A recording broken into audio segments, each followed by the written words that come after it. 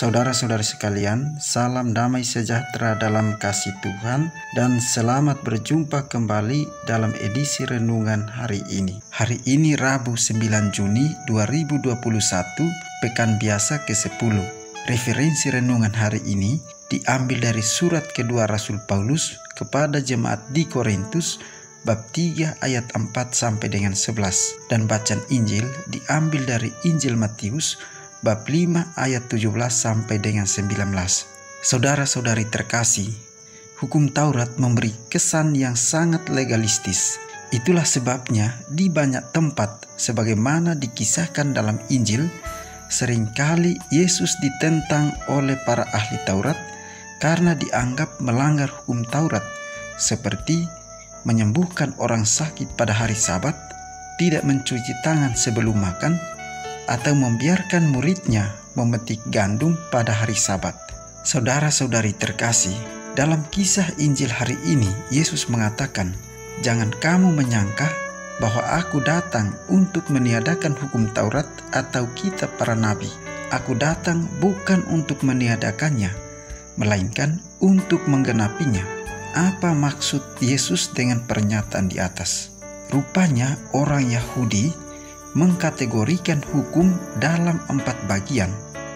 Pertama, mereka menyebut hukum untuk ke-10 perintah yang diberikan Yahweh melalui Musa. Kedua, mereka menyebut hukum untuk ke-5 buku pertama di dalam kitab suci yang biasa disebut Pentateuk. Ketiga, mereka menyebut hukum dan kitab para nabi untuk seluruh isi kitab suci perjanjian lama. Dan bagian keempat, mereka menyebut hukum untuk setiap tradisi lisan dan peraturan yang dibuat oleh para rabi. Saudara-saudari terkasih, hukum dalam pengertian yang keempat, yakni tradisi lisan dan peraturan yang dibuat oleh para guru Yahudi, inilah yang seringkali ditentang dan dilanggar oleh Yesus, dan ini dikecam oleh Santo Paulus. Sebab melalui tradisi lisan dan peraturan yang dibuat para guru agama Yahudi ini menyebabkan makna asli dari hukum Taurat menjadi tersamar.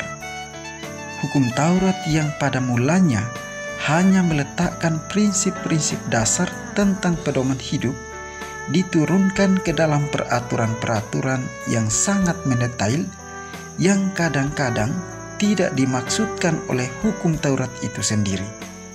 Contohnya ialah perintah tentang menguduskan hari Sabat. Tujuan dari hukum ini ialah menyucikan hari Sabat dengan tidak bekerja. Tetapi dari hukum itu telah dibuat peraturan turunan sampai kepada tidak boleh berbuat sesuatu pada hari Sabat, termasuk berbuat baik pada hari Sabat. Yesus yang menyembuhkan orang pada hari Sabat dianggap telah melakukan pelanggaran hukum Sabat karena menyembuhkan adalah melakukan pekerjaan. Menulis juga tidak diperbolehkan pada hari Sabat karena menulis itu adalah pekerjaan.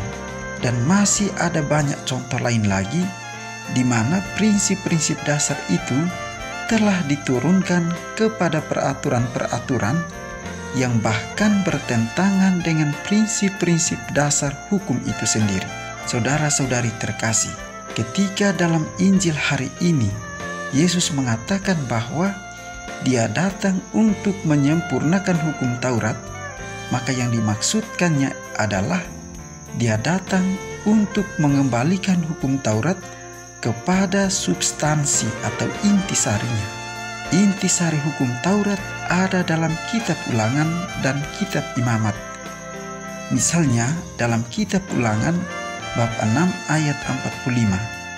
Di sana dikatakan, "Dengarlah hai orang Israel, Tuhan itu Allah kita, Tuhan itu Esa.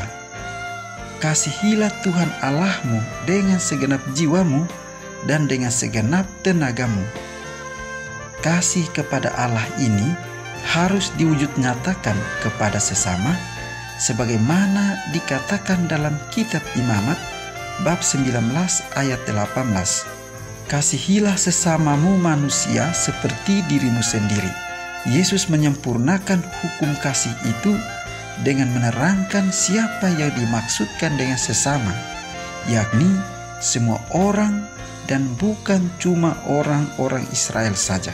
Saudara-saudari terkasih, melalui Injil hari ini, Yesus ingin menunjukkan kepada kita cara menginterpretasi hukum secara tepat. Kita tidak boleh berhenti pada apa yang tertulis di dalam hukum, tetapi juga memahami maksud di balik hukum itu. Semua hukum yang bertentangan dengan hukum kasih tidak patut untuk diikuti.